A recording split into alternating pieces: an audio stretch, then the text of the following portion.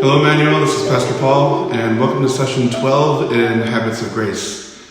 In today's session, we'll be discussing chapter 13, titled Learn to Fly in Fellowship. Now, if you ask people what fellowship means, you'll get a variety of different answers. For many of us, it just means hanging out with people that we have some kind of connection to, or being with other people that we're comfortable with. But more than just hanging out and killing time together with other people, fellowship in a Christian sense in the church is about sharing our lives together as those who have been saved by the cross. This means that we take an active, loving interest in one another, and more than just kind of catching up in the week or two that we might have not seen each other, it's asking each other specific things about our faith and about discipleship, such as, how can I pray for you? How can I follow up with you and walk with you in accountability? What have you been reading in the Bible, or how have the sermons been speaking to you, and how has God been challenging you in your life by his wisdom and word? Fellowship in a Christ-centered community is a powerful expression of the presence of God. The grace of Jesus Christ in the gospel is not something that we only receive ourselves, but it's something that we are allowed to and called to share and encourage and be together with one another. So asking one another, I know, how is your life in discipleship going, can be awkward. But it's only awkward because we're so not used to sharing this with one another. It's only awkward because asking each other, what are your spiritual burdens?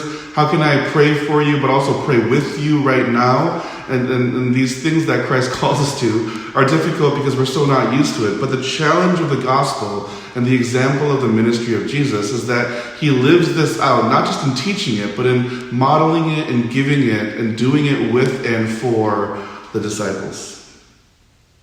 Christian fellowship is covenantal. It's not contractual. And I think this is something that we really struggle with. A contract means that we will be together as friends, as a community in fellowship, but if you wrong me or if I disagree with you, then I'm justified in cutting you out and stopping engaging with you and talking with you and having a relationship with you. But the reason why this is not biblical or gospel-centered is that it's absolutely worldly.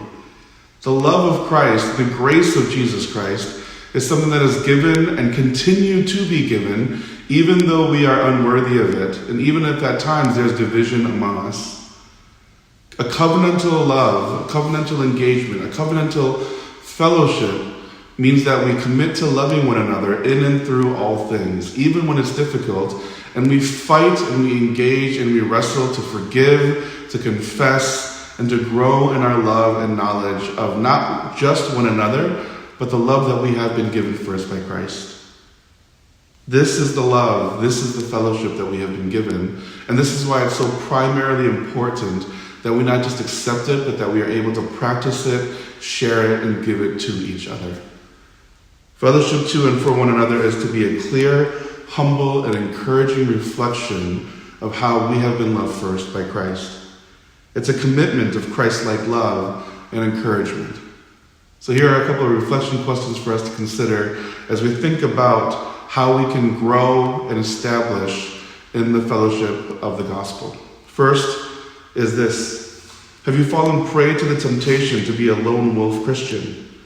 If so, why do you think that you struggle to engage with others in fellowship as Christ models and calls us to?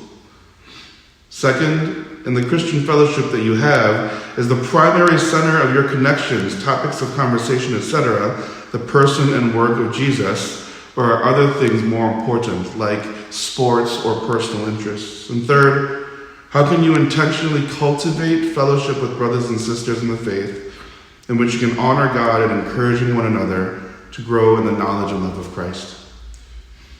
I hope that as we consider these things, that we are challenged to not only accept the love of Christ, but to grow and multiply that with and for one another.